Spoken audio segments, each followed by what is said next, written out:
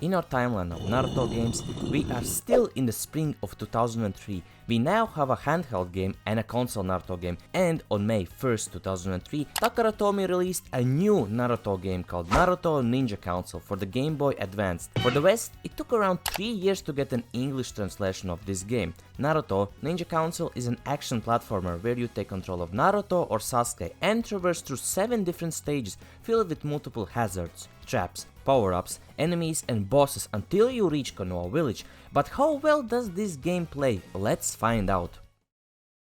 History fact with Psyches. Here's a quick bit of context. Back in 2003, Takara Tomy was rushing to capture the Naruto handheld market since the WonderSwan, which had the first ever Naruto game, wasn't selling well outside of Japan and was discontinued in 2003. Tomy saw a huge opportunity with the Game Boy Advance. They pushed this game out fast so they wouldn't have to compete with Bandai's console titles. So, this game has only one game mode, the story mode. The story of this game is basically non-existent. The idea is that Sasuke and Naruto have been challenged to undergo a survival exercise in which their ninja capabilities are tested. In-game, the story is not even explained. Kakashi just says let the survival challenge start and that's it. The funniest thing is that the story's idea can actually be found in the game's manual, which is a nice touch, but it can leave some gamers confused about what is happening. Once the exercise starts, you have to traverse through the stages by avoiding traps and beating up enemies. In the first few stages, you learn the basic controls of jumping, attacking and using shurikens to deal damage. Each character has 3 jutsus they can perform.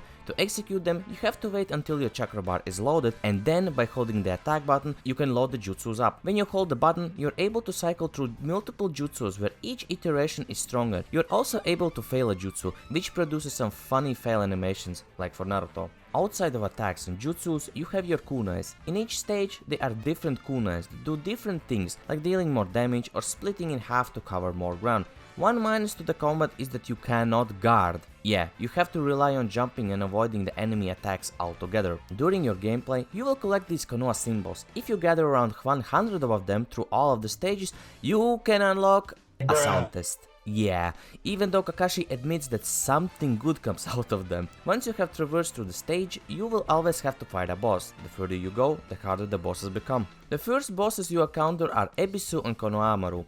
The weird thing is that before each boss fight, you always get tips on how to beat them. I think that kinda destroys the fun in beating them if you already know their quirks. For Ebisu, his biggest weakness is his lust, so if you do a sexy jutsu, you automatically win. Ebisu is actually not the only one with this interesting interaction. Later down the line, you fight Kiba, where you can either defeat him as usual or fail a jutsu, which will make Naruto fart, which, by the way, is a reference to the Chunin exam fight. I love these type of small additions. Each boss fight is different from the others. Some are spammy and some are more pretty easy to deal with, while others are crazy, like Temari. She has this move that you cannot avoid. It will always hit you unless you time your chakra reload correctly. Then the move just goes through you. Another annoying one was Neji, as per usual. During your journey, you will fight almost everyone from the Konoha 11, except Tenten. It's funny to me that the devs didn't even consider adding her as a playable character or ally. You also fight the Sand Shinobi, and in the end, Orochimaru. And goddamn, Orochimaru is actually a hard boss. After the last fight, you talk with Dr. Hokage and the game is finished. After you beat the game, you can now do the whole thing with the other character. The interesting thing is that each character in this game is different. For me, Naruto felt a bit sluggish and his jutsus aren't that useful outside of his Uzumaki barrage. While on the other hand, Sasuke had a better jutsu selection that deals damage. But he has a short and slow attack string, while with Naruto you can just spam the attack button and win. Talking about jutsus, in the later half of the game, you will have to use stage-specific jutsus in order to deal with blocking sections. In the forest, you can get a fireball jutsu which can help you burn down trees that block you. Fun fact actually, you can burn trees if you play with Sasuke and use his fire attack jutsu without the need to use the specific stage jutsu. In the mountains, you earn a mud jutsu that allows you to go underneath. And in the Konoha village, you can summon a tornado to jump higher. The stages themselves are a bit linear, but there are sections which you can explore by backtracking or using stage jutsus to access sections which normally you could not. Usually you will find the Konoha symbols in these spots, and sometimes Sakura, Hinata or Iruka will pop up to give you some health back. Talking about exploration, in one of the stages, if you are curious enough, you are able to find a secret entrance to find this huge scroll. When picked up, it gives you the ability to use the character's 4th jutsu. Yes, each character has not 3 but 4 jutsus, but To unlock it, you have to collect it with each character in the game. They are devastating attacks, and I like this type of unlocking where secrets can change your playthrough. Once you defeat the game with the second character, you unlock a secret third character, Kakashi. Kakashi is ultra fast, attacks really fast and has a really high jump, allowing you to skip past all of the stages quickly. The interesting thing about why we can play Kakashi, since by the story this survival challenge is only meant for Naruto and Sasuke, is because Naruto wants Kakashi to show how the challenge is done. So that's why basically. There is an interesting interaction when you play as Kakashi and get to the Zabuza's boss fight. If you do a hound jutsu on him, we get this small animation of the dogs holding Zabuza and Kakashi executing lightning blade, dealing tons of damage. Once you beat the game with Kakashi, you unlock the ability to play the same story only on the hard difficulty.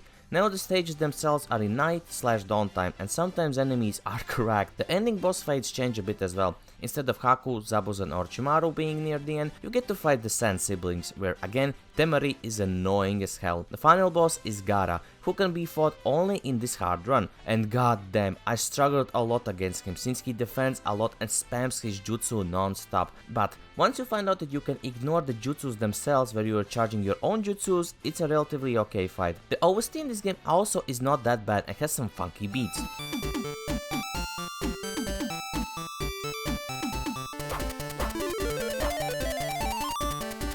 Feel the power.